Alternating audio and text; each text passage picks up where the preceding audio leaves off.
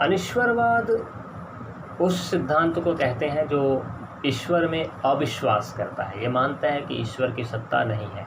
यह सिद्धांत ईश्वर की सत्ता का खंडन करता है। यह ईश्वरवाद के प्रतिकूल है। यह ईश्वर का विरोधी सिद्धांत है। यहाँ यह प्रश्न उपस्थित होता है कि इस सिद्धांत को धर्म का प्रकार माना जाए या नहीं। साधारणतः धर्म का अर्थ ईश्वर के ऊपर विश्वास करना है। लोगों की यह धारणा है कि ईश्वर के अभाव में धर्म पनप नहीं सकता है, परंतु यह विचार युक्तिसंगत नहीं है। धर्म का इतिहास इस बात का साक्षी है कि ईश्वर के अभाव में भी धर्म की वृद्धि हुई है। धर्म की सत्ता एक पावन दृष्टिकोण में निहित है। ईश्वर के अभाव में धार्मिक वातावरण का विकास संभव है। प्राकृतिक धर्म में संपूर्ण प्रकृति की पूजा होती है। बौद्ध धर्म तथा जैन धर्म में ईश्वर का अभाव रहने पर भी धार्मिक दृष्टिकोण वर्तमान है। यह सिद्धांत ईश्वर को नहीं मानता है। अनिश्वरवादी सिद्धांत ईश्वर को नहीं मानता है। ईश्वर में विश्वास नहीं करने पर भी वह मूल्यों में विश्वास करता है। धर्म मूल्यों में विश्वास है। धर्म की इस परिभाषा को स्वीकार करें तो यह सिद्धांत भी धर्म की परिधि में रखा जा सकता है। इसलिए ईश्वर रहित धर्म को धर्म दर्शन का एक प्रकार माना गया है। इस सिद्धांत के भिन्न भिन्न रूप हैं। आधुनिक युग में भी ईश्वर रहित धर्म की व्यापकता बढ़ी हुई प्रतीत होती है। इस सिद्धांत के विभिन्न अनुयायियों में विरोध दिख पड़ता है। इस सिद्धांत के मुख्य रूप जिनकी विवेचना हम अभी करेंगे उनमें पहला है संदेहवादी ईश्वर रहित धर्म। यह प्रत्येक देश के धर्म में किसी न किसी रूप में पाया जाता है। इसे मानने वाले लोग भारत और मिस्र में प्राचीन काल से दिख पड़ते हैं। इसके आधुनिक प्रतिनिधि डेविड ह्यूम हैं। इन्हें आधुनिक संदेहवाद का संस्थापक कहा जाता है। इन्होंने बतलाया कि ईश्वर के अस्तित्व के लिए जो युक्तियां दी गई हैं वह ईश्वर के अस्तित्व को साबित करने में असफल हैं। ह्यूम ने परंपरागत युक्तियों का खंडन कर ईश्वर का निषेध किया।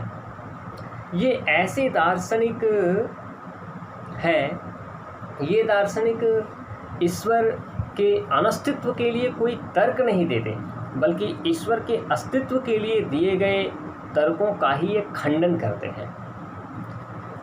तो ये संदेहवादी दार्शनिक, ये ऐसे दार्शनिक है जो ईश्वर के अनस्तित्व के लिए, ईश्वर नहीं है इस बात को सिद्ध करने के लिए कोई तर्क नहीं देते, बल्कि ईश्वर है इस बात को सिद्ध करने के लिए जो तर्क दिए गए हैं उनका ही खंडन करते हैं। जो ईश्वर रहित धर्म है, अनिश्वरवाद है, उसका दूसरा प्रकार है हठवादी ईश्वर रहित धर्म।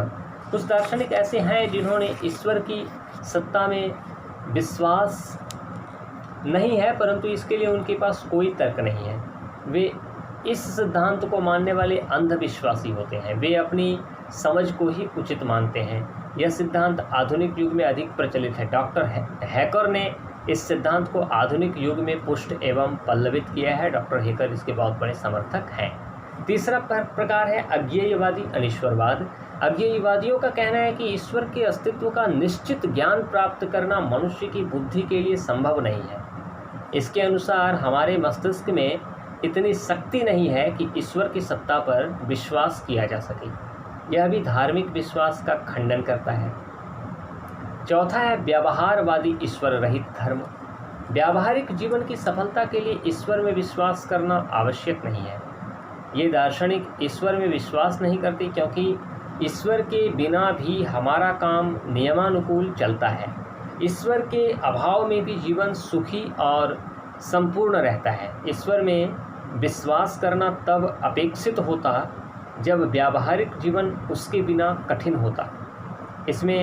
इनमें आलोचनात्मक दृष्टि का अभाव है। अनिश्वरवादी धर्म का पांचवा प्रकार है भौतिकवादी अनिश्वरवाद। यह सिद्धांत अत्यंत प्राचीन काल से जीवित है। यह ईश्वर के स्थान पर भौतिक तत्व को प्रधानता देता है। यह ईश्वर का जोरदार खंडन करते हुए कहता है कि ईश्वर की कोई आवश्यकता नहीं है। जगत भौतिक तत्व से निर्मित हुआ है। जीवन और चेतना भौतिक तत्व की देन है। भारतीय ईश्वर रहित धर्म भी नास्तिकता का अनीश्वरवाद का एक महत्वपूर्ण प्रकार है। भारतीय दर्शन में इस सिद्धांत का सबसे बड़ा समर्थक चार्वाक है, और चार्वाक के अनुसार ईश्वर को नहीं माना जा सकता है क्योंकि ईश्वर को सिद्ध नहीं किया जा सकता है। इनके अनुसार प्रत्यक्ष ही ज्ञान का एकमात्र साधन है। ईश्वर का ज्ञान प्रत्यक्ष से नहीं हो सकता, अतः ईश्वर नहीं है। ईश्वर के अस्तित्व के लिए दी गई युक्तियों का ये खंडन भी करते हैं। इस मत के समर्थक बुद्ध भी हैं। महात्मा बुद्ध का उद्देश्य ही दुखों से छुटकारा पाने का साधन ढूंढना था। उनसे ईश्वर के विषय में जब कुछ पूछा जाता था तो वे चुप हो जाते थे, मौन हो जाते थे। इस प्रकार बौद्ध दर्शन में हम अज्ञेयवाद पाते हैं। यह व्यावहारवादी ईश्वर रहित धर्म के वर्ग में रखा जा सकता है। जैन दर्शन भी इस मत का समर्थक है। इन्होंने ईश्वर में विश्वास करना अपेक्षित नहीं समझा, क्योंकि ईश्वर की सिद्धि प्रत्यक्ष या अनुमान किसी भी प्रकार से संभव नहीं है। सांख्य दर्शन में भी इस मत का समर्थन देखने को मिलता है। वह ईश्वर के अस्तित्व के लिए दिए गए प्रमाणों को निराधार मानता है। मीमांसा दर्शन में भी इस मत का समर्थन किया गया है। यह जैन की तरह ईश्वर के अस्तित्व का खंडन करता है। ईश्वरवाद के लिए यह प्रमाण नहीं देता। मीमांसा कोई प्रमाण नहीं देता जिससे यह सिद्ध होता है कि मीमांसा को ईश्वर में कभी आस्था नहीं थी। लेकिन ये ईश्वर रहित धर्मों के विरुद्ध काफ़ी जोर से, काफ़ी ताकत लगा करके आक्षेप भी किया गया है। इस सिद्धांत के विरोधियों का कहना है कि ईश्वर के अस्तित्व के दृष्टिकोण में निषेधात्मक दृष्टिकोण अपनाना सरल नहीं है। ईश्वर के अस्तित्व को प्रमाणित करना संभव नहीं है। यह कह देने से ही ईश्वर का अनस्तित्व सिद्ध नहीं हो जाता है। यानी ये कह दे कि ईश्वर को सिद्ध नहीं किया जा सकता है तो इससे ये नहीं मान लेंगे कि ईश्वर नहीं है। ऐसा नहीं माना जा सकता है। किसी भी वस्तु के अनस्तित्व को सिद्ध करना, उसके नहीं होने को सिद्ध करना, उसके अस्तित्व को सिद्ध करने की अपेक्षा कठिन है। यानी ईश्वर को सिद्ध करना थोड़ा आसान है, लेकिन ईश्वर नहीं है ऐसा सिद्ध करना बहुत कठिन है। जहाँ तक ईश्वर का संबंध है, उसके अस्तित्व को सिद्ध करना बहुत कठिन है। ईश्वर नहीं है ऐसा सिद्ध करना बहुत कठिन है। ईश्वर रहित धर्म के समर्थक दार्शनिक ईश्वर के अस्तित्व के लिए दिए गए प्रमाणों का ही खंडन करते हैं। यह ईश्वर के अनस्तित्व को प्रमाणित करने के लिए कोई प्रमाण नहीं देता, अतः यह मत दोषपूर्ण प्रतीत होता है। किसी भी सिद्धांत को सफल तभी कहा जा सकता है जब वह बुद्धि और हृदय को संतुष्ट करता हो। यह मत हमारी स्वाभाविक प्रवृत्ति का दमन करता है। अनस्तित्ववाद, ईश्वर रहित धर्म का मत जो है वो हमारे स्वाभाविक प्रवृत्ति का दमन करता है। ये मत हमारे विवेक को संतुष्ट नहीं कर सकता है। इस विचार को अपनाने से मानव की प्रगति रुक जाएगी। भौतिकवादी दार्शनिक संसार की उत्पत्ति भौतिक द्रव्य से मानते हैं।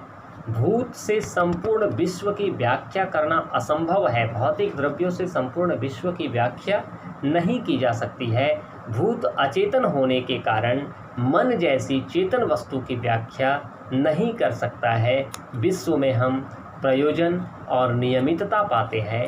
ईश्वर रहित धर्म की ये जो विवेचना अभी हमने की, इस विवेचना के आधार पर ये कहा जा सकता है कि इस मत का विकास काफ़ी प्राचीन समय से हो रहा है। विश्व के अनेक दार्शनिक इस मत के समर्थक हैं। ईश्वर रहित धर्म के भी अनेक संप्रदाय हैं। इस मत के समर्थकों ने ईश्वर के अस्तित्व के लिए दिए गए प्रमाणों का खंडन किया है। ईश्वर के अनस्तित्व के लिए इन्होंने कोई प्रमाण नहीं दिया। ईश्वर रहित धर्म के अध्ययन से ऐसा जान पड़ता है कि यह हमारे तर्क को संतुष्ट करने में पूर्णतः असफल है। हम ईश्वर रहित धर्म को उसके समर्थकों के तर्क से संतुष्ट नहीं होते हैं। यह सिद्धांत मानवीय बुद्धि और हृदय के विपरीत प्रतीत होता है। यह सटीक सिद्धांत नहीं जान पड़ता है। यह उचित सिद्धांत नहीं है ऐसा कहा जा सकता है। ऐसा कहें तो कोई अतिशयोक्ति नहीं होनी चाहिए।